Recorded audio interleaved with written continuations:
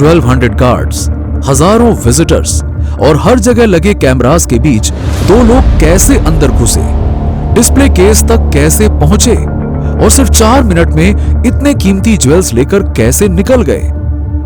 दुनिया के सबसे सेफ माने जाने वाले म्यूजियम में हुई ये फिल्मी स्टाइल चोरी किसी आम क्राइम से कहीं ज्यादा प्लान थी। सबसे जरूरी यह कि पुलिस ने जिन 2 लोगों को पकड़ा है उन्होंने आखिरकार क्या बताया और इस हाइस्ट का असली ब्लूप्रिंट कैसा था। आइए पूरी कहानी स्टेप बाय स्टेप समझते हैं। 19 अक्टूबर 2025 संडे का दिन था और सुबह भी काफी शांत थी। पेरिस का लूव म्यूजियम अभी खुला ही था और धीरे धीरे टूरिस्ट की भीड़ भी लगनी शुरू हो गई थी। कोई मोनालिसा की पेंटिंग देखने आया था तो कोई फ्रेंच एम्परर नेपोलियन और उनकी वाइफ्स के क्राउन ज्वेल्स देखने पहुंचा हुआ था, जिन्हें सदियों से प्राइसलेस हेरिटेज माना जाता है।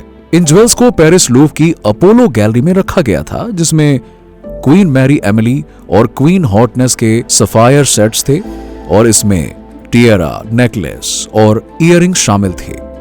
इसके अलावा एम्प्रेस मैरी लुइस, जो नेपोलियन फर्स्ट की सेकेंड वाइफ थी, उनके एमरल्ड कलेक्शंस में नेकलेस और इयररिंग्स थे।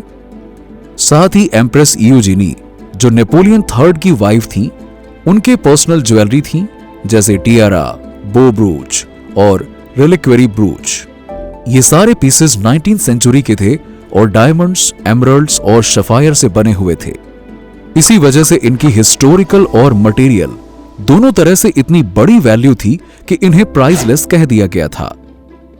और जब ऐसी बेशकीमती चीजें रखी हो कहीं पे, तो जाहिर सी बात है कि उनकी सिक्योरिटी भी टॉप क्लास होगी। लूव में अपोलो गैलरी को सिक्योर करने के लिए high security glass display case लगाए गए थे, जिनमें ऐसे सेंसर्स लगे हुए थे जो किसी भी चोरी या डैमेज पर अलार्म ट्रिगर कर देते थे। सभी विंडोज पर भी वाइब्रेशन और ब्रेक डिटेक्शन सेंसर्स लगे हुए थे। म्यूजियम में जिस समय चोरी हुई उस समय पे 1200 ट्रेन्ड सिक्योरिटी पर्सनल ड्यूटी पर थे, जबकि अपोलो गैलरी में 5 सिक्योरिटी पर्सनल्स थे जो गैलरी और आसपास के एरिया में विजिटर्स फ्लो को मॉनिटर करते थे। साथ ही सीसीटीवी कैमरा सिस्टम लगातार हर सेकंड फुटेज रिकॉर्ड कर रहा था। मतलब ये कि ये एक ऐसी जगह थी जहां चोरी होना लगभग नामुमकिन था। पर चोरी हुई और चोरों ने बड़े ही आराम से अंदर घुसकर सिर्फ 4 मिनट्स के अंदर बेशकीमती क्राउन ज्वेल्स के 8 पीसेस लेकर स्कूटर से फरार हो गए। इस पर यकीन करना मुश्किल है, लेकिन सच में ऐसा ही हुआ है। पर चोरों ने इतनी परफेक्ट चोरी आखिरकार की कैसे? आइए इसको समझते हैं, जिसे जानकर आपका भी दिमाग घूम जाएगा। इस वारदात को अंजाम देने से पहले चोरों ने म्यूजियम को बहुत ही ध्यान से स्टडी किया था और उन्होंने अपना एग्जैक्ट एंट्री पॉइंट रखा साउथ साइड के बालकनी को, जो अपोलो गैलरी के एकदम बराबर में थी। सुबह के लगभग 9:30 बजे 4 चोर चेरी पिकर ट्रक के साथ बिल्कुल उस बालकनी के नीचे जाकर रुके, जिसका विंडो 2018 के ऑडिट में वीकेस्ट पॉइंट डिक्लेयर हुआ था। इस तरह के ट्रक्स को वैसे पेरिस में फर्नीचर या हैवी आइटम्स उठाने के लिए इस्तेमाल किया जाता है। ये हाइड्रोलिक लिफ्ट के साथ होते हैं जो आसानी से पहली मंजिल की बालकनी तक पहुंच सकते हैं। चोर जानते थे कि अगर वो इस ट्रक के साथ आएंगे तो लोग उन्हें कंस्ट्रक्शन वर्कर समझेंगे और किसी को भी चोरी का शक नहीं होगा। साथ ही उन्होंने येलो ऑरेंज की जैकेट पहनी हुई थी और ये आइडिया बहुत ही कमाल का था, क्योंकि पेरिस की सड़कों पर कहीं भी अगर कोई आदमी इस जैकेट में दिख जाए तो लोग आसानी से समझ जाते हैं कि ये कंस्ट्रक्शन वर्कर है। ऐसे में इन्हें देखकर भी लोगों को लगा कि ये शायद म्यूजियम की दीवार का कुछ मेंटेनेंस करने के लिए आए हुए हैं। चारों चोरों ने मास्क लगा रखा था। उनमें से 2 ग्राउंड पर ट्रक के पास ही रुके ताकि बाहर की सिचुएशन पर नजर रख सकें और किसी भी इमरजेंसी में तुरंत भाग निकलने का रास्ता तैयार रहे। बाकी के 2 बास्केट लिफ्ट में चढ़कर धीरे धीरे ऊपर की बालकनी तक पहुंचे। बालकनी तक पहुंचते ही चोरों ने अपने पावर टूल निकाले और विंडो पर उन्होंने एंगल ग्राइंडर और डिस्क कटर चलाना शुरू कर दिया। अब जैसा कि मैंने बताया कि यह विंडो पहले ही कमजोर माने गए थे, इसीलिए 2019 में इन्हें अपग्रेड किया गया था। लेकिन यह अपग्रेड ज्यादातर अंदर से होने वाले हमलों को रोकने के लिए था, जैसे गन चलाकर ग्लास को तोड़ने की कोई कोशिश करे तो, जबकि बाहर से आने वाले हैवी ड्यूटी ड्रिल्स के लिए ये उतने मजबूत नहीं थे। इसके बावजूद ये रेनफोर्स ग्लास आसानी से नहीं कटा और चारों को अच्छी खासी मेहनत करनी पड़ी। काफी कोशिशों के बाद आखिरकार ग्लास कट ही गया। लेकिन कमाल की बात तो यह थी कि इस समय तक कोई भी अलार्म ही नहीं बजा। ग्लास के कटते ही दोनों चोर तुरंत अपोलो गैलरी के अंदर घुस गए और बिना एक पल की देरी किए उन्होंने उन डिस्प्ले केसेस को काटना शुरू कर दिया जिनके अंदर बेशकीमती फ्रेंच क्राउन ज्वेल्स रखे हुए थे। उनके ऐसा करते ही म्यूजियम का अलार्म सिस्टम एक्टिवेट हो गया और अचानक पूरे हॉल में तेज सायरन गूंजने लगा। अब अलार्म बजते ही म्यूजियम में अफरा तफरी मच गई और लोग इधर उधर भागने लगे। म्यूजियम के कर्मचारियों ने तुरंत प्रोटोकॉल फॉलो करते हुए जल्द ही डेस्क से सीधे सिक्योरिटी फोर्सेस को कांटेक्ट किया। उस वक्त गैलरी में म्यूजियम स्टाफ के 5 लोग मौजूद थे और उन्होंने चोरों को रोकने की कोशिश भी की, लेकिन चोरों के पास में जो पावर टूल्स थे उससे उन्होंने स्टाफ के लोगों को डराकर भगा दिया। अब गार्ड्स ने गैलरी के आसपास का हिस्सा सील करना शुरू किया ताकि चोरों को रोका जा सके। दूसरी तरफ स्टाफ ने विजिटर्स को शांत रखने की कोशिश की और धीरे धीरे उन्हें सेफ एग्जिट की ओर ले जाना शुरू कर दिया। भीड़ को सिस्टमैटिक तरीके से बाहर निकाला गया ताकि सिचुएशन पैनिक न हो जाए। चोरों का प्लान इतना तेज और कैलकुलेटेड था कि इवैक्यूएशन के दौरान ही वो फ्रेंच क्राउन ज्वेल्स के 9 पीसेस लेकर उसी कटी हुई विंडो के जरिए ट्रक वाले हाइड्रोलिक लिफ्ट से नीचे उतर गए।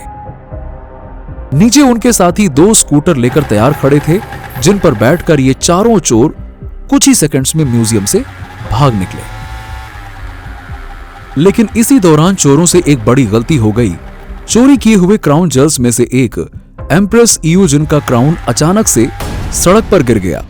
ये बहुत ही खास इंपीरियल क्राउन था जो सोने का बना था और उस पर 1354 हीरे और 56 एमरल्ड्स जड़े हुए थे।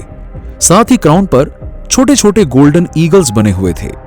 असल में यह क्राउन इतना बड़ा और भारी था कि उनके हाथ से फिसलकर नीचे गिर गया।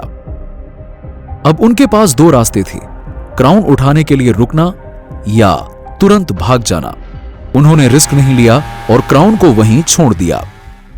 उन्हें आखिरी बार शहर के रिंग रोड की तरफ और फिर A6 हाईवे की ओर जाते हुए देखा गया और इसके बाद ये धुएं की तरह गायब हो।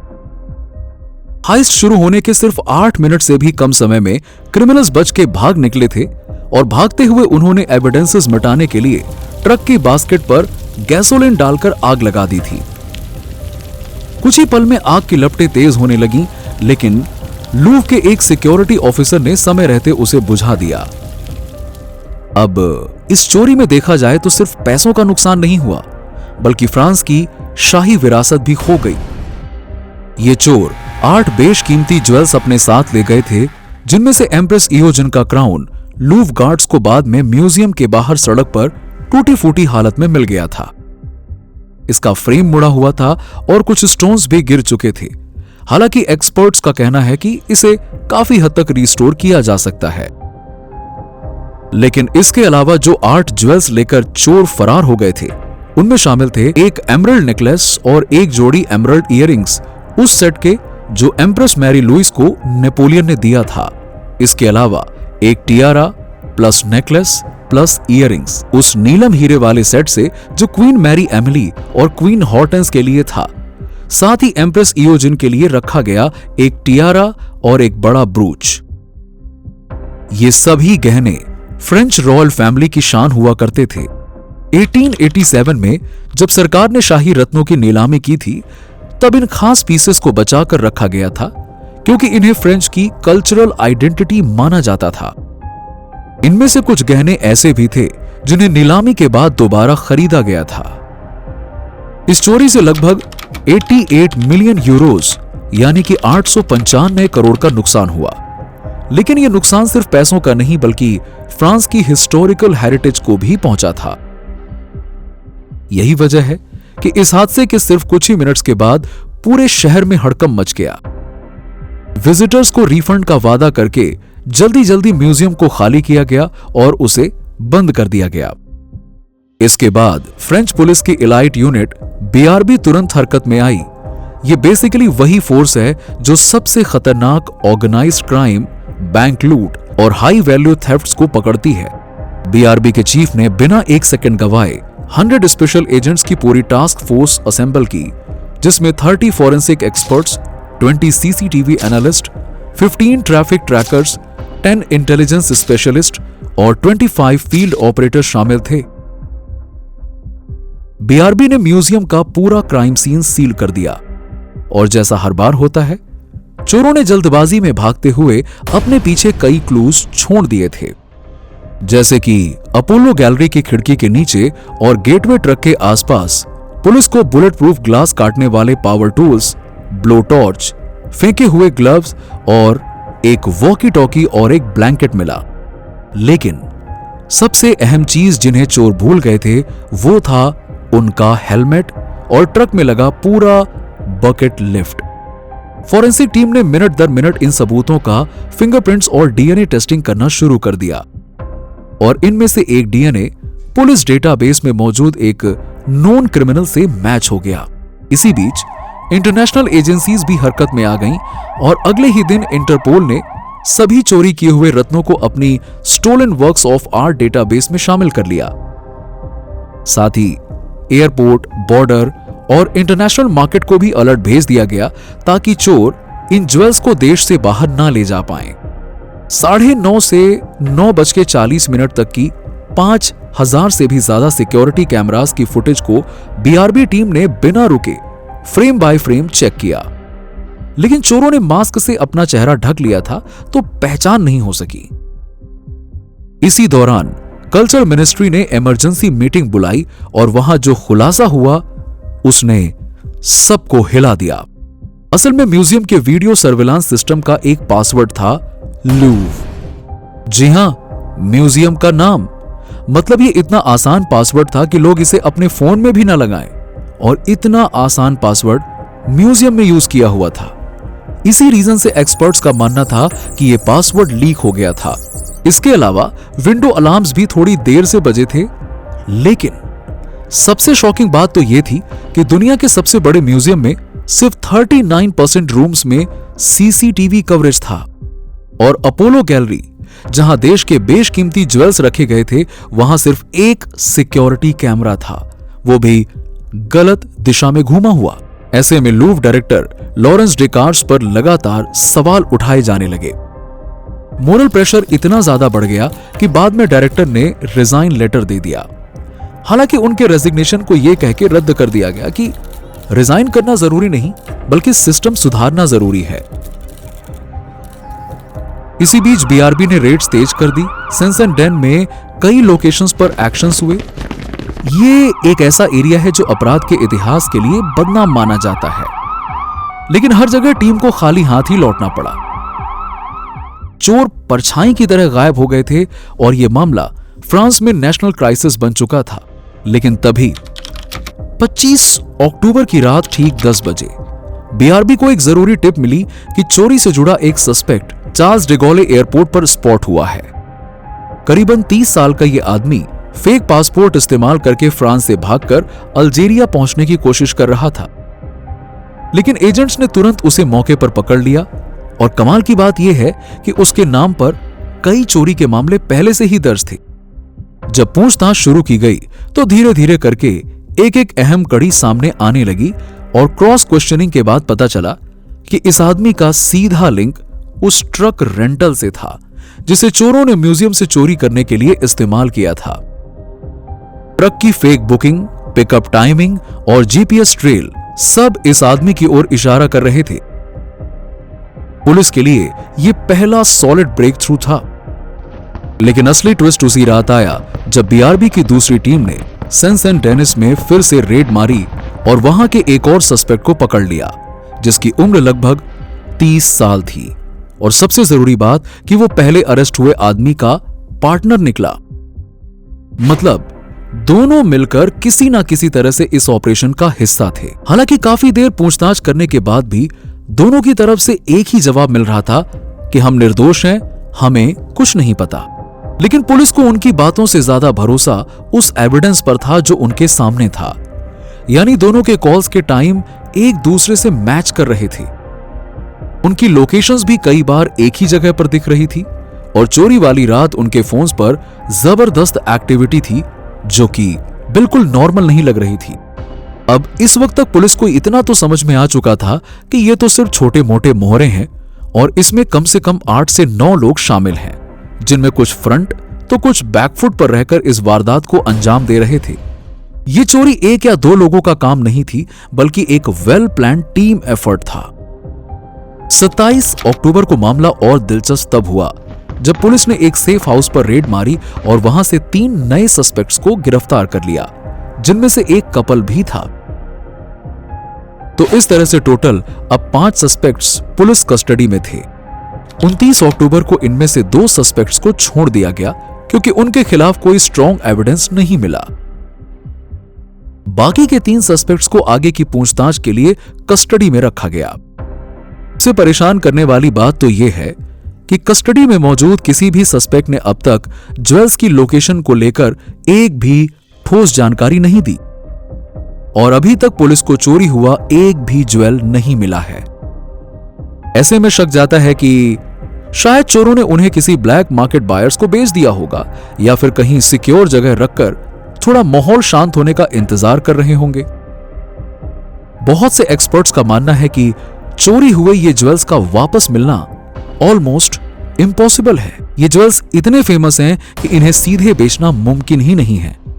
इसीलिए यह भी हो सकता है कि चोर शायद इनकी आइडेंटिटी बदलकर इन्हें किसी दूसरी कंट्री में बेचने की कोशिश करें, या काफी चांस है कि चोर इन गहनों के टुकड़े कर दें और जैसे ही वो अलग अलग स्टोन्स बन जाएंगे, उनकी पहचान हमेशा हमेशा के लिए हिस्ट्री से मिट जाएगी। इस वजह से लूव की सिक्योरिटी को काफी ट्रोल किया जा रहा है। लूव में चोरी होना रेयर है, लेकिन जब होती है तब इतिहास बन जाता है। यानी इस म्यूजियम में यह हुई पहली चोरी नहीं है।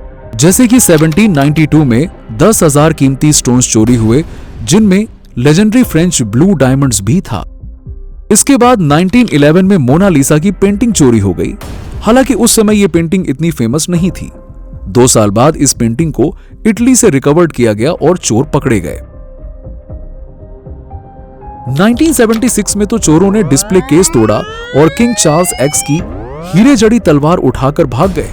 अफसोस की बात कि तलवार आज तक बरामद नहीं हुई। इसके अलावा 1998 में 16वीं सदी की एक rare renaissance painting the path of serves दीवार से उतारकर चुरा ली गई, जिसका आज तक कोई सुराग नहीं मिला। इसीलिए ऐसा कहा जा रहा है कि इन ज्वेल्स के मिलने की उम्मीद ना के बराबर है। साथ ही यह सवाल भी उठ रहा है कि जिस म्यूजियम को सबसे सेफ माना जाता रहा है, उसका यह हाल है तो फिर बाकी म्यूजियम का क्या होगा। और यह सवाल इसलिए भी उठा क्योंकि पिछले कुछ महीनों में फ्रांस में चोरियां लगातार बढ़ रही हैं। जैसे कि कुछ हफ्ते पहले चोरों ने एंगल ग्राइंडर टूल से नेचुरल हिस्ट्री म्यूजियम की दीवार काटकर 6 लाख यूरो के गोल्ड नगेट्स उड़ा ले गए थे। इसके अलावा लिमोजीज के म्यूजियम से 1 महीने पहले रेयर आर्टिफैक्ट्स चोरी हो गए थे। वहीं 2024 के एंड में 2 म्यूजियम्स और लूटे गए थे। 2025 की यह चोरी उसी डार्क हिस्ट्री का एक नया चैप्टर बन चुकी है। फ्रेंच अथॉरिटीज ने भी मान लिया है कि पिछले कुछ सालों में बजट कट्स और बढ़ती भीड़ ने म्यूजियम सिक्योरिटी को काफी कमजोर किया है। सिक्योरिटी यूनियंस काफी टाइम से वार्निंग्स दे रहे थे कि स्टाफ लगातार कम हो रहा है, लेकिन visitors almost 9 million per year तक पहुंच चुके हैं।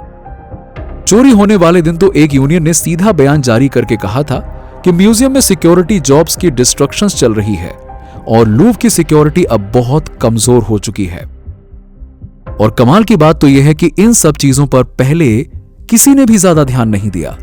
वो तो इन्वेस्टिगेशन के बाद ऐसी ऐसी कमियां सामने आ रही हैं जो लोगों के लिए काफी शॉकिंग है।